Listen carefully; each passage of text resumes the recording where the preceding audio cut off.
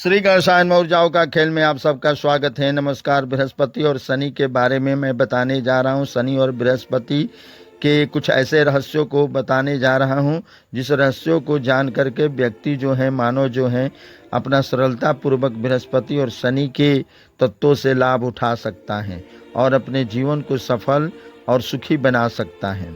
तो मैं बताने जा रहा हूं बृहस्पति और शनि, ये दोनों विशालकाय ग्रह पिंड हैं। ये दोनों अंतरिक्ष यानी सौर मंडल में मूर्त रूप में गुरु तत्व तथा शनि तत्व का प्रतीकात्मक पिंड है। ऐसे तो इस अनंत अंतरिक्ष में द्रव गैस ठोस रूप में बृहस्पति तथा शनि तत्व विद्यमान है, यानी सारे ग्रहों के तत्व विद्यमान है। गुरु ऑक्सीजन है तो शनि आयरन, लोहा और ढांचा है। दोनों एक दूसरे का पूरक है।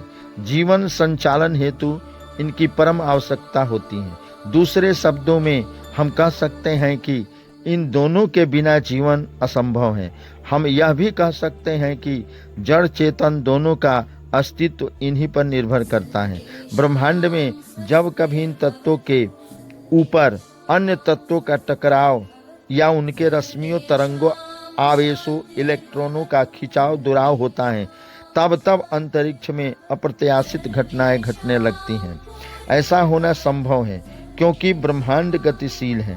दूसरे शब्दों में सृष्टि रत है, उदासीन नहीं है। स्थिर है तो गतिशीलता है और गतिशीलता है तो स्थिरता है। इसी तरह के गुरु और शनि में गुण पाए जाते हैं। मानव भी एक पिंड मात्र है। इन मानव शरीर में भी इन दोनों का गुण अवगुण देखे जाते हैं। जब इनमें असंतुलन होता है तो मानव शरीर जो है और जीवात्मा जो है पीड़ित हो जाता है, दर्द से कराहने लगता है, मृतवत हो जाता है या मृत्यु को भी प्राप्त कर लेता है, नुकसान उठा लेता है, जीवन समाप्त कर लेता है।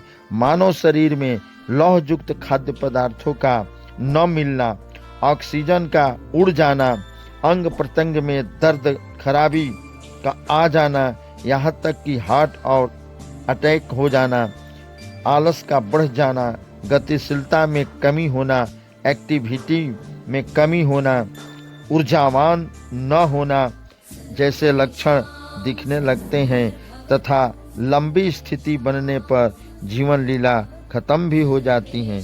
दिमाग निर्बल होने लगता है।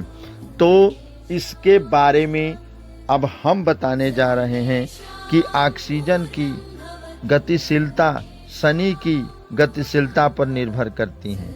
अतः हर जीव को गतिमान होना, फिजिकल एक्सरसाइज करते रहना, गुरु और शनि तत्वों को बैलेंसिंग बना कर रखना, संतुलन बनाए रखना, किसी तरह का दुख नहीं होता है।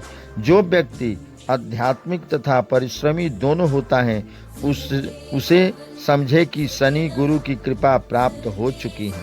शनि का काम है गुरु के रास्ते को स्वच्छ साफ सुथरा बना करके रखना ताकि शुक्र तत्व का जमाव न हो पाए, अर्थात कार्बन डाइऑक्साइड शरीर में जमा न हो पाए। शुक्र जो है वह शनि को सहयोग देता है क्योंकि शनि प्रकृति में जड़ चेतन को भोजन देता है और ढांचा देता है, जीवन को चलाने के लिए सहयोग देता है बृहस्पति को। और बृहस्पति ऑक्सीजन देने में एकदम साफ सुथरा और निर्बाध रूप से कार्य करता है। और बृहस्पति को जो चंद्रमा है वह सहयोग देता है जल के रूप में।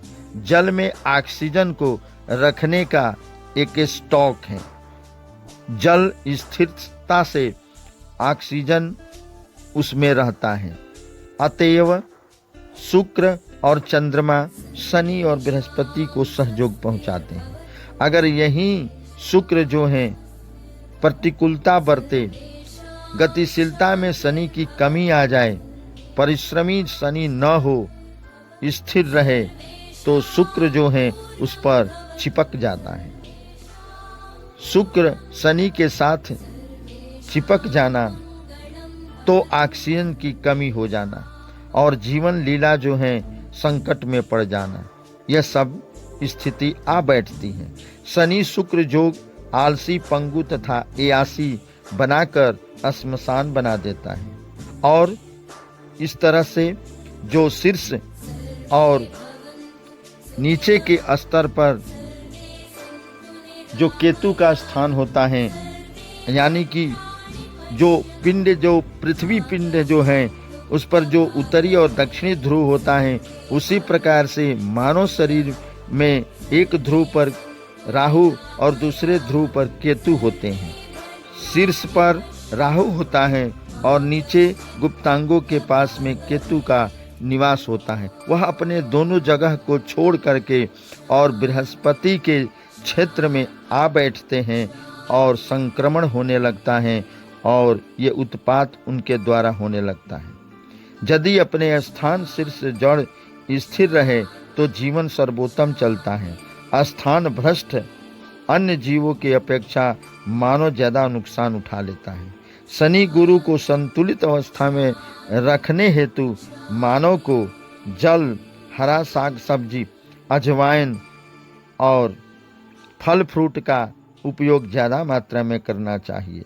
पीपल का संपर्क, प्राणायाम, व्यायाम, ध्यान जरूर करना चाहिए। इससे ऑक्सीजन की लेवल को चढ़ने में और बृहस्पति को जीवन देने में पूरा सहयोग मिलता है।